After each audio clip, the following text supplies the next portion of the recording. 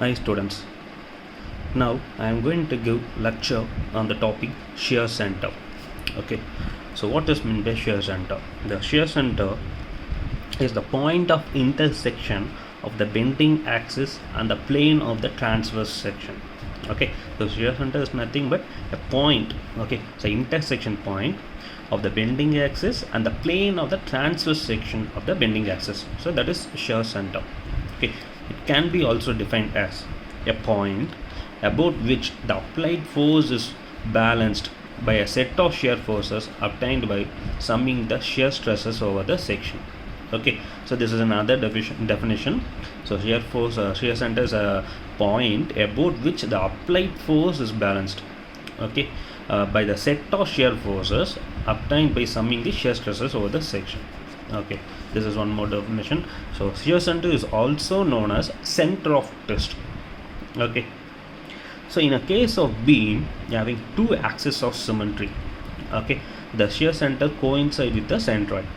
So in a case of beam having two axes of symmetry, so for example, we can take an I section, a symmetrical I section in both the axes, okay, for x axis and also for y axis. So in that type of section, the shear center coincides with the centroid of that section. Okay, in a shear center, okay, next in a case of section having one axis of symmetry, okay, so for example channel section, angle section and all, okay, having one axis of symmetry, the shear center does not coincide with the centroid but lies on the axis of symmetry. Okay, so these are two important points. Okay, if the section is symmetry to both the axes, then the shear center coincides with the centroid. If the section is not symmetry to both axes but it is symmetry to one axis, the shear center does not lie on the centroid but lies somewhere on the axis of the symmetry. Okay, when the load passes through the shear center, then there will be only bending in the cross section and no twisting. Okay, if the load is acting on the shear center, then there will be only bending in the cross section and no twisting. Okay, this is one important point. The principle involved in locating the shear center for a cross section of the beam is that load acting on the beam must lie in a plane which contains the resultant shear force on each cross section of the beam as calculated from the shearing stresses produced in the beam when it is loaded, so that it does not twist at its ends. Okay, so it is the principle for locating the shear center. Okay, so now a definition or a derivation for a channel section. Okay, they are locating the shear center for a channel section. Okay, so the C type channel section. Okay, so flange size is B into T1 and web size is H into T2. Okay, so this is the figure. So bottom flange and top flange. Okay, top flange thickness T1 and similarly bottom flange thickness also T1. So web thickness is T2. Okay, so in top flange we are considering a small strip of thickness dx. The area of the strip is dA. Okay, so the remaining portion of the flange, okay, the right hand of the top flange, that is distance is x. Okay, so bottom flange and top flange width and all b.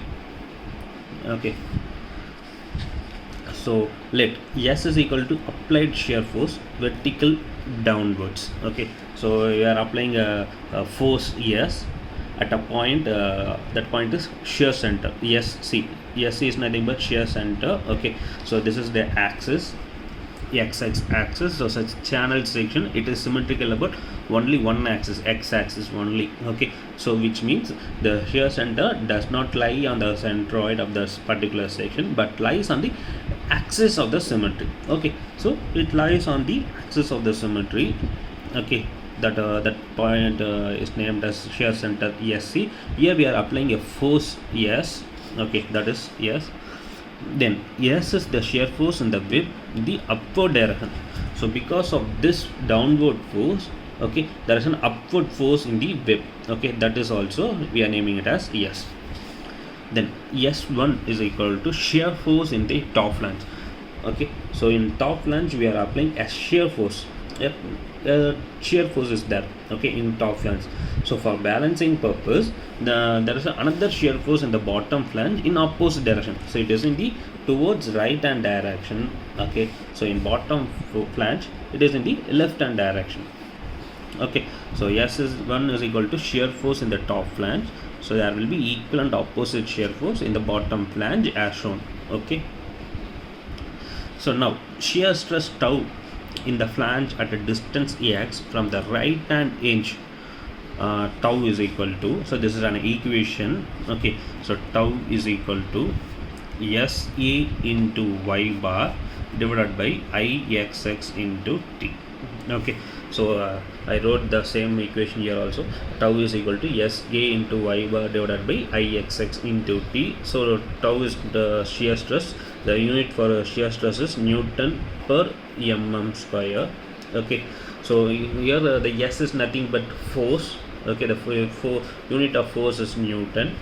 So A is area, so unit of area is mm square. Okay, so y bar is the half of the distance of the neutral axis. So for unit for y bar is mm, so into mm divided by Ixx. The unit for Ixx is mm per 4. Okay, moment of inertia. T is thickness, that is mm. Okay, so in that mm and all cancel, so mm square here cancel, so final unit is mm, Newton per mm square. Okay, so it comes the unit of shear stress. Tau is equal to Newton per mm square. Okay, I'm just proving the equation. Okay, tau is equal to S into A y bar divided by Ixx into t. Okay, it is correct. Okay, so we are using this equation. Okay, so in this equation A into y bar only we are taking, so A into y bar. Okay, so A is equal to T1 into x. Okay, so area of the flange. Okay, the flange thickness is T1, so T1 into x. Okay, so distance x, so T1 into x gives the area of the flange. So A is equal to T1 into x into y bar. Y bar is nothing but half of the depth of the axis, depth of the section. So depth of the section is h. Okay, so y bar is half of the depth, so h divided by 2. So h divided by 2, so T1 into x into h divided by 2. Okay, so therefore we are substituting ay bar value in this. Okay, so therefore tau is equal to s into ay bar is nothing but T1 into x and h by 2. So T1 into x divided by Ixx into t is nothing but T1, and so we are calculating flange only. So flange thickness is T1, okay, into h by 2. Okay, so T1 and all cancelling, so finally we getting s into x into h divided by 2 into Ixx. Okay, so shear force in the elementary area. Okay, so we know that we already consider element strip. Okay, the thickness of the strip is dx and the area of the strip is dA. Okay, so shear force in the elementary area is equal to force is equal to stress is equal to force by area, we know.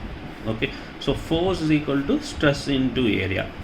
Okay, so first we are taking area, considering area into, so dA. Okay, dA is equal to T1 into dx. Okay, thick multiplication of T1 into thickness we gives area only dA, so T1 into dx. So force is equal to stress into area, so stress tau into dA. So dA is nothing but T1 into dx, so tau into d1 into dx. Okay, so this is for an elementary portion only. So for the total length of the flange we have to integrate. So therefore total shear force in the top flange, S1. Okay, total shear force S1 is equal to, we have to integrate, so integration of 0 to B. So B is nothing but the width of the flange. Okay, so center of the web to the corner of the flange, or up to corner of the flange.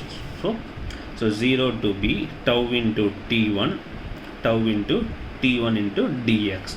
Okay, we know tau value and all, so tau value already we calculated x h divided by 2Ixx. So we are substituting that s x h divided by 2Ixx into T1 into dx. So we are taking the constant and all out. So x is the function of dx, so we are integrating. So integration of x square by 2. Okay, so after substituting the limit, x square is b square, so divided by 2, so 2 into 2 4. So s1 is equal to, we are getting as sht1 divided by ixx into b square by 4. Okay, so let E is equal to distance of the shear center from the web along the symmetric axis. Okay, so E is the distance of the shear center from the center of the web to the point. Okay, that the shear center point, that distance is E. Eccentricity, okay, normally we call it as eccentricity, or this is the distance of the location of shear center. Okay, so E is the distance of shear center from the web along the symmetric axis taking moments of shear force above the center O of the web we get. Okay, now we are taking the moment of shear forces. Okay, S into E is equal to S1 into H. Okay, so we know that we are applying a force S at the shear center, so S into E. Okay, S into E. Similarly, we are also having a shear force S1. So because of this force, we are also having movement at this center of the wave. So S1 into H. So S into E in anti-clockwise direction, and S1 into H in clockwise direction, not H, half of the distance. Okay, so S1 into H by 2 through total length. So S1 into H. Okay, so S into E is equal to S1 into H. Okay, so we know the value of S1. So we are substituting the S1 in that particular place. So SHT1 divided by IXX into B square by 4 into H. Okay, so we are simplifying this. ST1 into H square. Okay, H into H square into B square divided by 4 of IXX, 4 into IXX. So E is equal to, so we are having a S in both the sides, left hand side and right hand side. We are cancelling IS, so we are getting E is equal to B square H square into T1 divided by 4 IXX.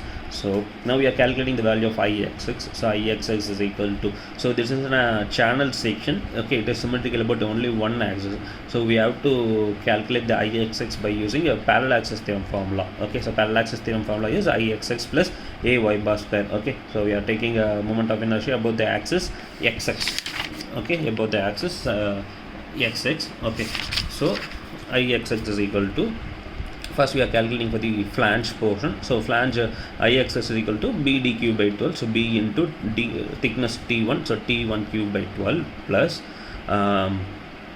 B into AY bar square. The formula is AY bar square. So area B into T1 into Y bar H by 2 the whole square. Okay, so we are having both two flanges at the top and bottom. So we are multiplying this by 2.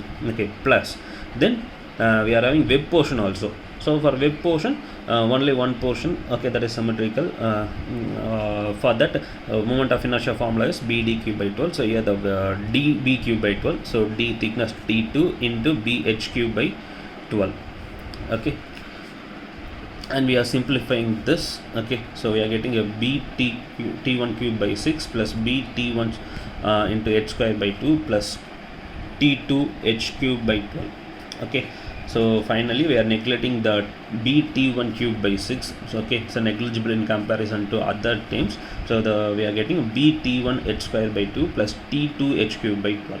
Okay, so IXX is equal to H square by 12. We are taking H square by 12 into as a common. So T2 into H in this in the term T2 into H will come plus 6. Okay, we are multiplying this by 6. So 6 BT1. Okay, so now substituting the IXX in the equation E.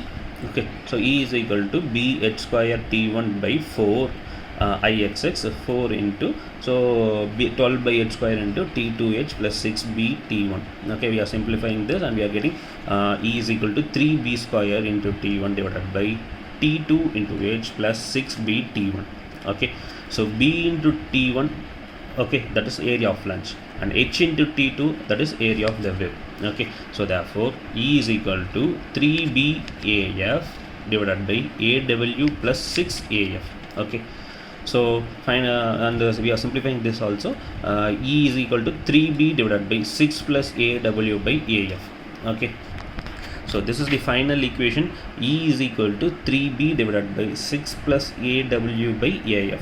Okay, so E is nothing but the eccentricity where the shear center locates. Okay, E is the eccentricity. We'll use this formula for calculating or locating the shear center. Okay, now we will see the problem. So a channel section has flanges 12 cm by 2 cm and width 16 cm by 1 cm determine the shear center of the channel. Okay, so this is the figure. So flange 12 cm by 2 cm and width 16 cm by 1 cm. Okay, so determine the shear center of the channel. So B, width of the channel, is equal to 12 minus 0.5. Okay, so B is the center of the web to the corner of the section. Okay, so from the center of the web means the web thickness is 1 cm, so center means off, so 0.5. so 12 minus 0.5, 11.5. that is the width of the flange, so 11.5 cm. So T1 is the thickness of the flange, so that is given as 2 cm. T2 is thickness of web, that is given as 1 cm. And H is equal to height of the web, that is given as 18 cm. Okay, that is from center to center. Okay, so 16 cm is the exact height of the web. So center distance here also 0.5 will come, and the top also 0.5 will come. So so not 0.5, 1. Okay, so because the width of the flange is 2 cm, so 1 value. Okay, so 1 cm, and here also 1 cm. So 16 plus 2, 18 cm. So H is equal to 18 cm. So we know the formula. E is equal to 3b by 6 plus AW by AF. So we have to calculate AW and AF. We calculated B value 11.5. So area of web is equal to H into T2. Okay, so 18 into T2 value is 1, so 18 centimeters. Area of flange வந்துட்டு B into T1. So 11.5 into B value 11.5 into T1 2. So we are getting 23. So we are substituting those values in the formula, and we are getting position of the shear center. Okay, as 5.086 centimeter. So that's it.